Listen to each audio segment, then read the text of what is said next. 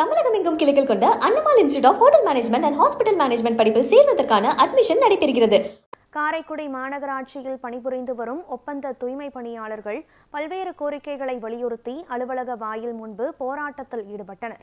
இதுகுறித்து நமது செய்தியாளர் பாலமுருகன் ஏஐடியூசி துப்புரவு தொழிலாளர் சங்கத்தின் மாநில துணைத் தலைவர் PL ராமச்சந்திரனிடம் நடத்திய கலந்துரையாடலை தற்போது பார்க்கலாம். சிவகங்கை மாவட்டம் காரைக்குடி மாநகராட்சியில் இன்னைக்கு துப்புரவு ஒப்பந்த பணியாளர்கள் போராட்டத்தில் ஈடுபட்டு இருக்காங்க. இது குறித்து நம்மிடம் பேசுவதற்காக ஏஐடியூசி PL ராமச்சந்திரன் அவர் இருக்காங்க. ஐயா வணக்கம்.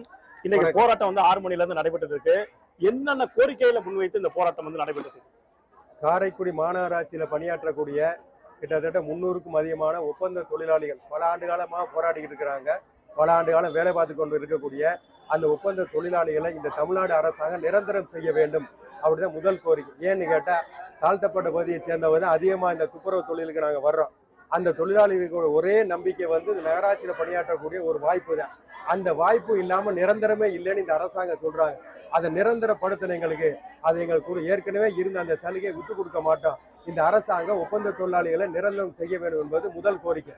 அடுத்து ஒப்பந்த தொழிலாளிகளுக்கு இப்போ காரைக்குடி மாநகராட்சி இப்போதான் ஆயிடுச்சு. 1 ஆண்டு காலம் ஆகுது. பக்கத்தில் இருக்கக்கூடிய சங்கராபுரம், அரியக்குடி பல ஊராட்சிகளை இணைச்சிருக்கிறாங்க. ஒவ்வொருத்தருக்கும் ஒவ்வொரு சம்பளமா இருக்கு. அப்படி இல்லாம 62 ஜிஓவின் அடிப்படையில 19,500 ரூபாய் DA உடன் கூடிய அந்த சட்டத்தை அமுல்படுத்த வேண்டும். இல்லைன்னா மாவட்ட ஆட்சியருடைய சொல்லக்கூடிய அந்த தொகையாச்சும் இருக்கணும். ரெண்டும் இல்லாம ஒவ்வொரு ஊர்லயும் ஒரு சம்பளத்தை கொடுக்க கூடாது. எல்லாரும் ஈக்குவலான முறையில எங்களுக்கு சம்பளம் வழங்க வேண்டும்ங்கிற 2வது கோரிக்கை. 3வது PF எல்லாம் பிடிக்கிறாங்க.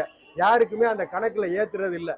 அந்த வரவு செலவு நிரந்தர தொழிலாளிக்கும் தெரியல, ஒப்பந்த தொழிலாளிக்கும் தெரியாம நீண்ட காலமா இருக்கு. அப்படி இல்லாம அந்த ஒப்பந்த தொழிலாளிகளுக்கும் நிரந்தர தொழிலாளிகளுக்கும் அவங்க கணக்குல எவ்வளவு இருக்கு PFல அதுக்கான வட்டி தொகை என்னன்னு நம்ம கேட்கணும். அதை கொடுக்கணுங்கிறது 3வது.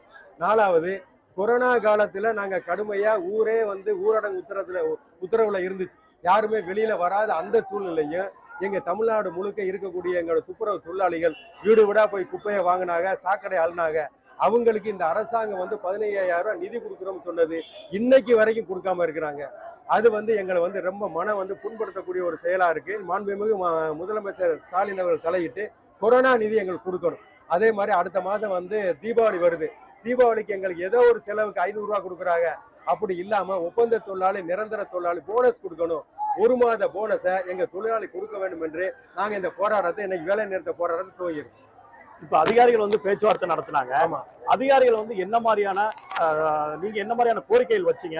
அதிகாரிகள் என்ன மாதிரியான தகவல்கள் உங்கள்கிட்ட சொல்லியிருக்காங்க? காரைக்குடி வட்டாட்சியரோட தலைமையில இங்க இருக்கக்கூடிய ஹெல்த் ஆபீசர் எல்லாரும் உட்கார்ந்து நாங்க பேச்சுவார்த்தை நடத்தினோம். அந்த பேச்சுவார்த்தையில நிரந்தர சம்பந்தமாக மேலதான் பேச முடியும்.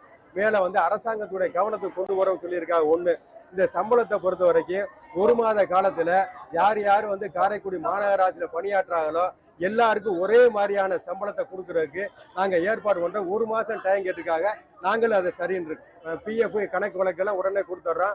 தீபாவளி போனஸ் சம்பந்தமாக அடுத்த வாரம் ஒப்பந்த கார்டை எல்லாரும் உட்கார்ந்து மறுபடியும் ஒரு பேச்சுவார்த்தையில அந்த போனஸுக்கான ஏற்பாடை செய்யறோம்னு சொல்லியிருக்கோம்.